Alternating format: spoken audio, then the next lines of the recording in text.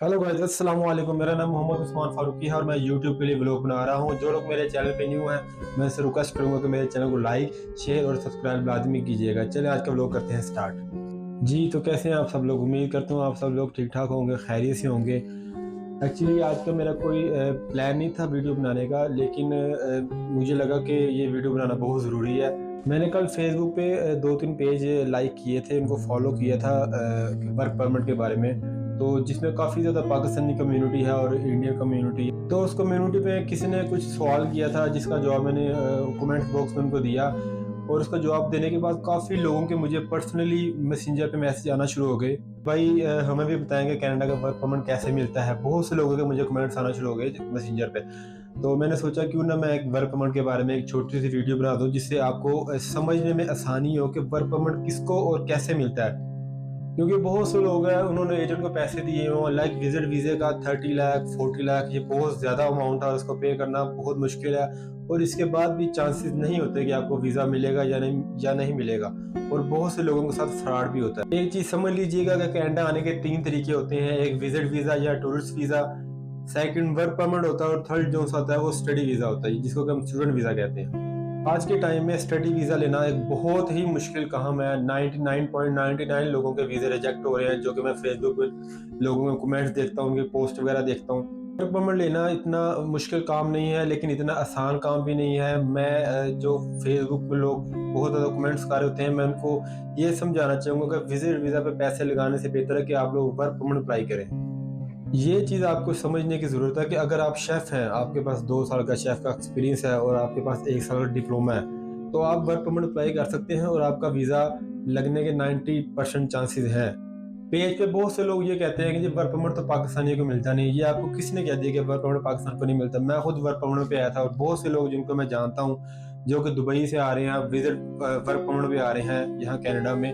तो work permit लेना इतना मुश्किल काम नहीं है, लेकिन इतना आसान काम भी नहीं है। वर्क परमिट लेने के लिए आपको समझने की ज़रूरत है कि जो कनाडा की एम्बेसी है, उसको आपसे क्या चाहिए।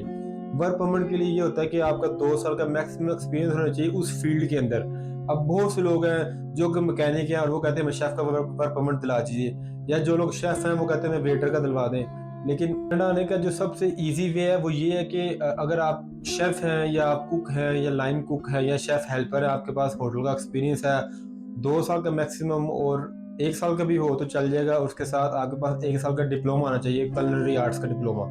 अगर आपके पास ये है तो आप कनाडा का वीज़ा अप्लाई करें, आपका वीज़ा लाज़मी लगेगा। क्योंकि बहुत से शेफ़ हैं जिनसे मैं जानता हूँ, जिनसे मेरी बात होती है, वो अपने फर्स्ट ट्राई में ही कनाडा आए, उनको कोई रिजेक्शन नहीं मिली, किसी किस्म की रिजेक्शन नहीं मिली।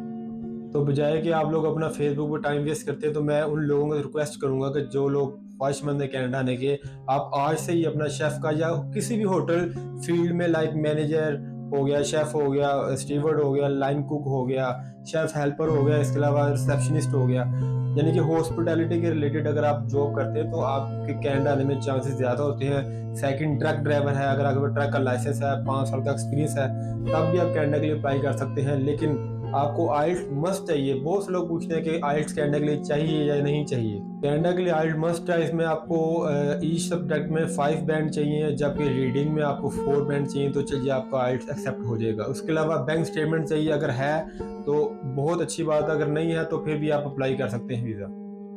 और इसमें 2 तरह के वीज़े होते हैं। एक होता है ओपन वर्क परमिट, जो कि सिर्फ स्टूडेंट को ही मिलता है, जिन्होंने यहाँ कनाडा में स्टडी की है, सिर्फ उनको मिलता है। एक होता है close work permit, LMI base.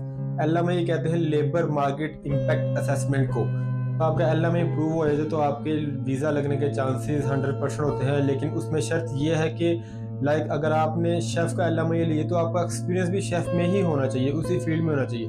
अगर कनाडा की एम्बेसी ने आपके कॉल करके चेक कर लिया आपकी होटल से या कंपनी से या एचआर से, तो फिर आपका वीज़ा रिजेक्ट हो सकता है, बल्कि 5 ईयर का बैन भी लग सकता है। तो कोशिश यही कीजिएगा फेक डॉक्यूमेंट ना लगाया करें, डॉक्यूमेंट सही बताएं। और एक चीज़, सेकंड चीज़ ये है कि लोग कहते हैं कि एजेंट फ्रॉड है या सही है। देखें, एजेंट का फ्रॉड चेक करने के लिए हमेशा उसकी प्रोफाइल में जाते हैं और उसके रिव्यूज़ चेक करते हैं कि इस बंदे के रिव्यू कैसे हैं, लोगों ने कमेंट्स कैसे किए हुए हैं। और हमेशा एजेंट आपको ये कभी नहीं कहेगा कि वीज़ा 100% मिलेगा। जो कंसल्टेंट आपको ये कह रहा है कि वीज़ा 100% है, वो एजेंट 100% फेक है और आपके साथ फ्रॉड करेगा। लाइक मेरे केस में ये हुआ था कि मेरी कंसल्टेंट से मेरी बात हुई थी, उसने कहा मैं आपसे इतने पैसे लूँगा, लेकिन वीज़ा लगे ना लगे इसकी गारंटी कुछ नहीं है, और वीज़ा ना लगा तो आपके जो पैसे हैं वो वापस नहीं होंगे आपको। लेकिन उसने प्रोसेस करने से पहले सारे डॉक्यूमेंट मेरे से पूछ लिए थे, मेरा एक्सपीरियंस पूछ लिया था।